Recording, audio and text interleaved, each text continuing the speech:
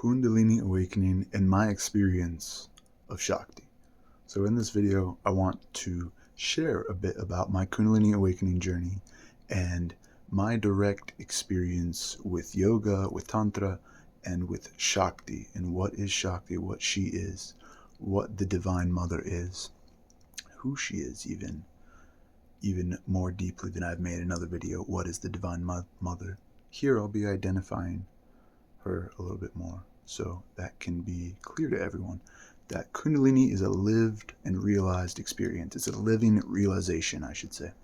So when you go into yoga, and I always emphasize not just stretching classes of yoga, but the true, Vedic roots of yoga and the tantric roots of yoga and how it's evolved over the years, and the, you could say, synthesis even of many different forms and traditions to give us what we have today in the modern world as yoga, is a path and of different lineages and different traditions, different sects that you could say, oh, they're all under the essentially religion of Hinduism. But to say that any one of these things is a religion is to say that, okay, this isn't just one piece of, they're not all just one thing. Like there's the Shiva tradition, there's the Vishnu tradition, there's Ganapati, and then we could look more closely at Shakti or the Shakta tradition, where we're dealing directly with the Divine Mother, and not just the renunciate path, but also the path of someone of Tantra, of someone who is in the world and yet still always present and aware of the divine, of the spirit. This is Shakti, and she will give you this realization. That's why I can give you these intellectual understandings, but until you feel the experience of Kundalini, which is essentially the raising of the energy up the spine, of your cerebrospinal fluid, one, the physical elements, and two, the spiritual elements or the yogic elements of the non-physical, and purifying the physical body to the point of awakening the higher centers, which is the whole goal, or the chakras essentially. And Kundalini, on the most basic scale and the most common way to look at it, is seen with 7 chakras, or 6 even in some ways of looking at it, that you can work on. And then the crown chakra, or the seventh in the yogic tradition, is looking, and there is more chakras than just these, so you will experience more energies than just these exact energy centers. I want to make that clear too.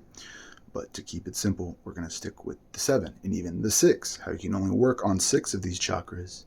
And then you're essentially just waiting for this realization to occur, this crown chakra to occur. Many people can say this things that other realized beings can say or do say or have written. It's one thing if we do that. I do my best here to not copy and paste, but to cite resources when possible, and also to, like I said, share my direct experience. So I want to make that clear.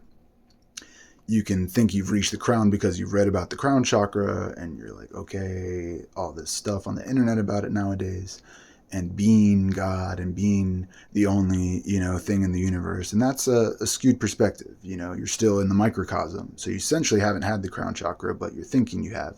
And that's something we want to clarify and avoid here, because that can happen in the third eye. You can reach the third eye. All this energy is built up, and, you're connecting the dots, and you're seeing through the illusion, or Maya, which is also Shakti. Shakti manifests as Maya, as the illusion. So as a Shakta, as a Tantric, we're actually learning to experience life through the eyes of, what if I took every experience as divine? The good ones and the bad ones, not just the most blissful experience, but also the painful experience, the sorrow, the other emotions, fear, the anger, the whatever things, other things, energies and emotions people cast onto us, and go into those experiences with the equality, or the equanimous mind, as Vivekananda spoke about it. My teacher talked about, that specifically, and that's like having that ever steady mind, which is also balancing, in science we can say today, balancing the left and right hemispheres of the brain, or equanimity of the mind, is reaching that state of yoga or meditation, where we've actually synchronize the brain, which can often, the left and the right brain can be fighting each other in the body, or the right brain is completely deactive in a lot of people, and it's only the left brain, the analytical, the logic. So if you're a logical person, Shakti might not be the path for you. That's why there's the Vaishnavas, or the Brahmins, where it's all renunciation and like Buddhist monastery style. You're renunciating the world, you're eating less food as possible, and you're saying no to these things. You're abstaining from sex. You're abstaining from certain pleasures. You're abstaining from any form of outworldly excitement, because it's all about the inner. That's the renunciate path. A Shakta is someone that has to live in the world. You're not living in a monastery somewhere. For someone like me, you're living in the world. Or as Jesus would say, living in the world, but not of it. He's in the world, but not of it. What that means, even, that's a tantric statement. You can say, no, it's not, because you're stuck in the religious aspect of these two ideas. But there is some good books about the connection between Tantra and Jesus, or at least a fresh perspective on what could otherwise be seen as the Christian narrative, now being seen from those more ancient ways that probably Yeshua himself would have seen these things. And understanding that is is a realization in itself too, is that he wasn't religious. Religion was created out of what was spoken and shared with the disciples and other texts, and then what we have today, changed, rearranged. Anyways, very interestingly, Shakti led me back to that truth, and I connected the two and said, he's working with the Holy Spirit. The Holy Spirit is a non-physical energy, maybe a different word from a different language, but seen through this perspective, we start to say, wow, the spiritual transmission of energy someone can have, or a master, a realized master, someone who has realized God. Because some people say it's only him that has done this, but then we go to the Hindu and the Vedic traditions, many realized beings, or Buddha, living people that realized God and self-realization and self-awareness, and gained that ability to connect directly to divine, performing miracles and all those sort of things. Just like he tells us we can do all these things and more, perform miracles, healing of hands, all that sort of thing. Singing and chanting the divine names, obviously that's an expression of Shakti. If you haven't experienced Bhakti, if you listen to Christian worship, also from that lens, you'll start to see, hey, sometimes this is almost a Bhakti. This is like the identification of God and all of his glory. But we also see the feminine as that glory, because we realize the masculine has to have the feminine. God has to have masculine. God has to have the feminine, Shakti, in order to manifest. And whether the Holy Spirit in that Trinity, you could say it's only a male thing. Understanding we have to get beyond this duality. That's, again, identifying who the mother is, who the father is, who we are. Seeing from this new way of being is actually an experience of itself, because you'll start to make these connections yourself. Or maybe you'll hear about it and you're like, wow, I always thought that, but everyone, just brushed it off or made fun of it or put it into a box and tried to label it like religion does. But we're here to break those boxes and hopefully just bring some awareness and healing to that space together for our own path, as it is for anyone else watching that has and shares these, faiths and traditions. But again, Shakti, now we're getting away from that religious mind. We're almost going away from it. Even why I use the metaphors and parables and speak of that were written in the New Testament, because and then you have the Gnostic text, and that's a whole other thing. If you really want to see that the mother or the goddess was there all along, she's there. In the Old Testament of the Bible too. That's a different story. So when it comes to this Shakti realization, you will understand and start to understand that, wow, all these different traditions point to this non-physical experience, or like this bliss, or maybe it's enlightenment, where you think you're seeing auras and visions, and those can all be side effects. But understanding, once you start to actually experience a Kundalini awakening,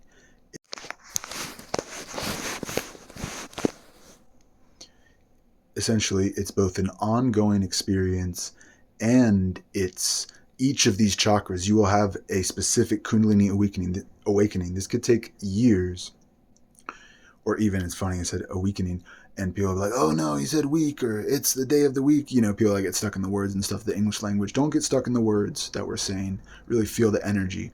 And you're weakening certain desires, even how the 7 sins are attached to the 7 chakras, and how in Tantra we may move through those fears or those blockages more directly. You may like face all those things. You'll eat these certain foods and then bring the divine into that realization. Even in eating meat, they have seen how in wine and fish and things of that nature, in insects and I think it's parched grain, or there's different ways of looking at these 5 essentially elements also in a tantric way. And that is when you start to break that down, you start to see, wow, this is about embodying the experience, not running away from the experience, but from actually beginning to live as if we are divine already. Not that we need to escape Earth, or we need to essentially, go off into heaven and give up our entire lives, because that's one way of looking at it. And I don't knock it, because I've lived that way, and I've lived the renunciate path of the world, renouncing sin, renouncing desire, renouncing friends and foes and all those dualities, because a foe is just a friend in disguise, and a friend can be your foe just as much. You think they're your friend or they're being friendly when they have a hidden motive or hidden agenda, an ulterior subconscious mind. And that's when you start to understand that's just a duality appearing itself to me. And let's get more directly into Kali, or Makali, and how she is the dissolver of time, the dissolver of these illusions. She is very much often seen in that destructive form, that fierce form, with a severed head and a sword and drinking the blood and all these things of a demon, as she stands on the divine masculine, the pillar, Shiva, or Shiva, in most of the depictions, because she's seen as overcoming. Once you have this experience, this is a symbol. Remember, don't get lost in the symbol. She is the mother. She is a goddess. Just as you see a woman is a goddess. And she, when you start to have this realization, you see Shakti is directly manifested, especially in the woman. Man also has this ability to activate Kundalini and Shakti within him and realize his Shiva nature.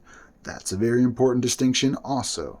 So don't get it all too mixed up here. Let's be clear on why you're looking at a symbol, why they're basically human forms, these gods and goddesses, and if that's what you want to call them, these forms on the outside that we're looking at. But this is an internal experience that you're having when you're doing specific sadhanas. Specifically, Kali, again, is dissolving our illusions of separation, of duality, giving us the realization, the ego, the demon that we have to conquer, sometimes our own minds.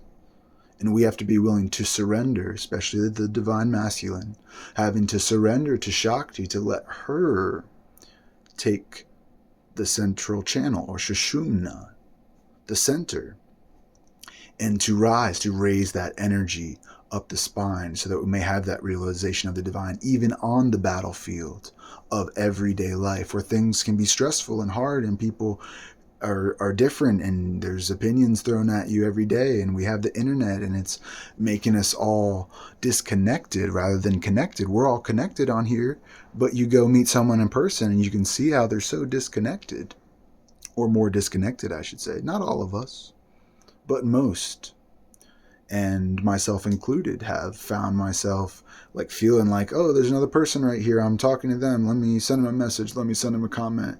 And it's like we don't even respond to each other anymore. We just ignore each other. We just treat each other like we're not even there. And it made me start to realize I even deleted a lot of my old social media that I was building up over the years, and I'm just going to give it a fresh start this time and see who's really with me. Nobody came. My friends didn't, and my enemies didn't. If they did, they're just watching from the sidelines and refuse to say anything. This is also Kali sadhana. It's like dissolving. Okay, none of those were real connections anyways. So then once I reach my next stage physically embodied in this realization, now that I've had these awakenings to my chakras, to my energy centers, the ability to feel not just my own energy, but others' energy, the birds, the plants, the trees, the animals, and the rocks, even the crystals, the minerals, and not just seeing it as like, yeah, this crystal gives me power or something. If you're thinking that way, or you're going to get some power from Kali Ma, like, leave the channel. Like, I don't care if you unsubscribe. People unsubscribe all the time, or subscribe to the channel. I'd love it if you're new and you subscribe, you leave me a comment, and just let me know how this is all landing for everyone, because I'm not the only one that's had these experiences, and it's not the only tradition, or you could quote unquote religion, that has these experiences. They just disguise them in other words and other forms and other manners, but we're all experiencing the larger reality, the macrocosm, as we could look at it. If we are the microcosm, the human being, if we are made in the image of the Most High, what does that mean? We are made in the image of God, then we are the direct reflection of God, micro version of the Creator and the Goddess. We can't forget that the Goddess, she is just as much God, because it's literally showing us all the things that we would otherwise deny. Why does God give us hardship? So we can actually grow and transcend and reach the spiritual reality, reach the, what would someone call, the heavenly planes, heavenly states of existence, heavenly consciousness, which is on earth as in heaven, embodied, not going somewhere. We could talk all about, that thing, but you're no longer afraid of even death, even the end of what this seems isn't an ending. It's your soul, your spirit is eternal, and you will return if you want to, or you will be eternal if you want to, if you choose, now on earth again. And then you'll start to feel what that is like, that the kingdom of heaven is within and all around us, and not just somewhere in this specific place, or even in the Hindu Vedic cosmology. They map out the entire cosmos, the entire solar system, to the galaxies, to the devas and the devis, and which are the gods and goddesses on a celestial scale of what that means, and then going even beyond to absolute mother, and then to the supreme source, the father, and then absolute beyond whatever that we can't even imagine that. And there's many other traditions that do that, but Tantra and Shaivism especially is essentially maps that all out for us, as well as other traditions that I've mentioned and haven't mentioned. And they map this out incredibly to detail, so that the logical mind can start to understand these things and go, okay, it really is like a stacked reality, or these layers of dimensions, we could call. If we're in the third dimension, I accidentally did three fingers for that, ironically, just out of speaking. Or maybe we're in the fourth dimension now, and we're about to reach the fifth dimension, which is really when we reach unity consciousness. And more of us have this awakening of self-realization and Kundalini, realizing the goddess in all things, especially the divine mother, as she is all life. She is the birther of life, the womb of creation. The yoni is the womb that we all come through, so there's no separation there. You can make it up, or you can realize that's where you came from in this life.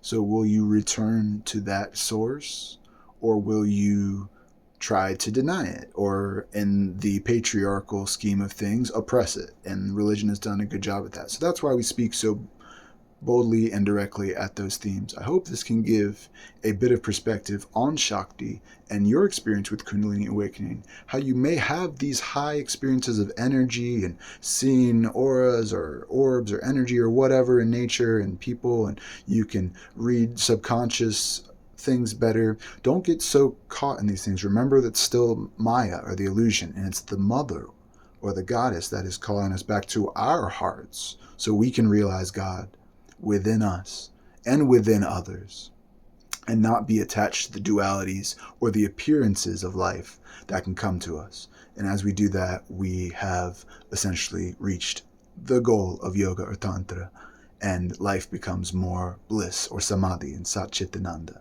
bliss, aware that we are blissful. In the suffering we can awaken, and Kali Ma meets us there, and God meets us there as well. or we can go to the highest and also experience that ultimate bliss and union with one another, with life, with food, with nature, with a lover, with whatever brings your heart into the presence of now, of the moment. And that's where we've found God. That's where we've found our life and our energy coming to life. So if you're new to all this, do subscribe and understand with us something greater than just the normal life that we've all ascribed to. Because I know that can be hard. And if you need guidance, if you need direct yoga lessons from someone who's been doing this for 12 years now, and always expanding, always learning, 13 years now, going on and on and on. And numbers are just numbers, but somehow the numbers make sense. So reach out to us, and I will help you in any way that I can if you're willing to receive that. Thank you for coming to the channel. Remember, the Divine Mother is within you as she is within me and in all life. And we will begin to see a new reality emerge just through that simple realization once we start to see her and who she is and what she is in all things. Jai Kali.